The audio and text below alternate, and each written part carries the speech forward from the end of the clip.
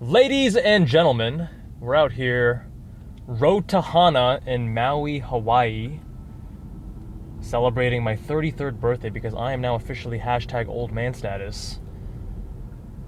And today I'm driving a Chevy Bolt, but honestly, we're not going to review this car because I don't have many nice things to say, although the one-pedal driving is pretty intuitive. Today, what I want to talk about is truth. I think many people in this day and age focus so strongly on what the truth is, and they act as if they know, oh, I know that this presidential candidate is good or bad, and I know that as a fact. But that's actually not the truth. I got here first. All right, cool.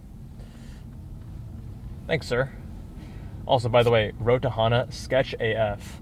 Because you'll see, even when they don't always have these center dividers, but when they do, cars will oftentimes drive over it around blind corners. So, the truth. What I want to say is that the truth is a spectrum. It's not black and white. At least, when it comes to hard science, you may argue that certain things there are black and white, as long as we have sufficient evidence one way or another, because science doesn't actually prove or disprove things, it just makes things more or less likely. It has conclusions, but as we've seen time and time again, previous scientific discoveries can be uprooted and falsified, if you will. But the truth that I want to talk about today is how we choose to view and interpret the world and the stories we tell ourselves. So, one example being, well, actually, let me backtrack a little bit. If you agree that the truth is on a spectrum, and obviously the sky is not green, but it's various shades of blue, and the exact type of shade of blue you can argue based on the day, the time, whatever. Or you can say the weather is great today, and someone else may say, no, the road is too wet, the traction isn't high enough. I'll say, yeah, but it's still beautiful, still enjoyable. Like, there is some room for interpretation. The truth and the story that you tell yourself. And what I urge you to do is to choose the truth, choose the story that actually serves you. Because you can choose to interpret that given the world these days and victim mentality, it's essentially the victim Olympics. Whoever can be the biggest victim wins. And while that story of victimhood may earn you some sympathy, it's not going to actually serve your long-term interests. All right, let's concentrate here, make sure we don't hit anyone. I'd rather they don't hit us. All right, we're good.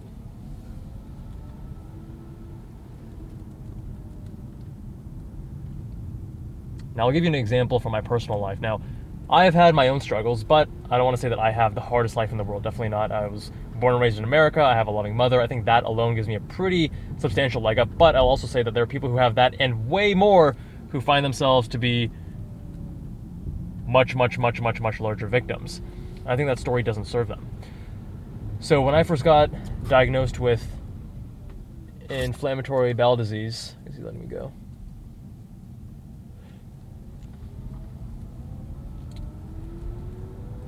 When I first got diagnosed with inflammatory bowel disease, I had just turned 18 a couple months prior.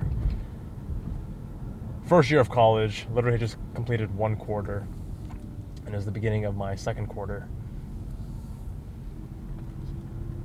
It would have been easy to say, hey, this is hard, everything now is harder. It's going to be harder for me to achieve good grades, harder for me to be successful, harder for me to exercise, and all those things were actually true. It was harder for me to exercise because I found that my IBD actually acted up whenever I reached a certain level of intensity. It was very frustrating, actually. I kept yo-yoing with exercise. I couldn't get as restful sleep. I would wake up needing to use and rush to use the bathroom, not able to fall back asleep. It wasn't as restful of sleep. I wasn't being well rested. My cognitive function obviously is going to suffer. Come on, dude. I swear, dude, people... The road to Hana is beautiful, but also sometimes tight sphincter tone, not because of the road itself, but because of People not having the spatial cognizance that they should. Anyways, things became harder. And I could have argued that to be the truth, that to be the story, that yes, life is harder, it's going to be way harder for me to go to med school, way harder for me to become an MD, way harder, and you couldn't have argued with me. It'd be like, yeah, I mean, that's a good point. It is going to be harder given these various limitations. I have to go to the hospital every 6 to 8 weeks, get this medication. It really wipes me out. I'm super exhausted. I have less free time, higher costs. Not coming from a privileged background, pinching pennies now. I need to add on the cost of various other things associated with my illness, yada, yada, yada, yada, yada. It's annoying to listen to, at least annoys myself to listen to that, because it doesn't serve me. It's essentially just victim Olympics. And instead, what I chose to do is say, hey, you know what? This is hard. I'm angry. I don't like this. It's not fair. And I'm going to use that as fuel. And it's not something that is going to last for the rest of your life, because I used that anger and that negativity as fuel for several years, and it fueled me quite potently. I got results that I'm very proud of, and I built a whole business around that. Med School Insiders is essentially the business that was built upon the fuel, the fire that drove me to achieve what I did, such that I could then teach other people who want to replicate that. And if I didn't have that fuel, so now looking back and connecting the dots, I could argue that it was because of these struggles, IBD, and there were some other things in my life that were happening concurrently at the worst time possible, some family and financial issues. I'll just say that living in a one-bedroom apartment with your mom and brother, sharing a bed with your mom, sharing a bathroom with both of them, when you have IBD and they're both pretty slow in the bathroom, oh my goodness. I vowed that I would get a house that has multiple bathrooms so I never have to worry about that ever again. But now I could argue that I wouldn't have been able to start MSI and built it to what it is today without IBD, right?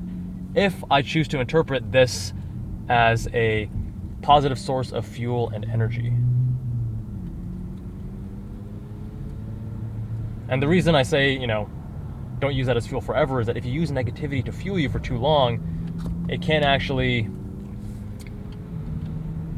cause issues. And I found that at a certain point in my life, I had to stop doing that because it was no longer serving me.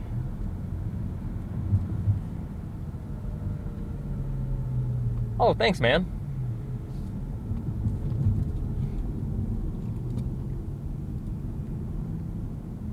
The vehicles in Hawaii are so interesting, by the way.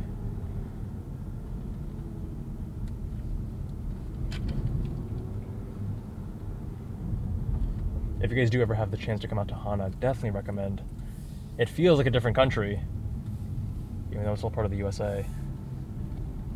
It's very different from the other side of Maui. But going back to the conversation at hand, there are likely situations right now, hardships, obstacles that you are facing that might feel like a massive drag. Oh my God, this is unfair, poor me, this sucks. And I challenge you, rather than to view those as these terrible things happening to you, find out a way to leverage them to become an advantage for you. And the one that always comes to mind for me whenever I'm feeling like I'm facing some BS in my life is, you know what? I faced worse things before. I used it as fuel, and ultimately it served me very well. And that's it for today, my friends. Much love. Hope you found this video helpful, and I'll see you all in the next one.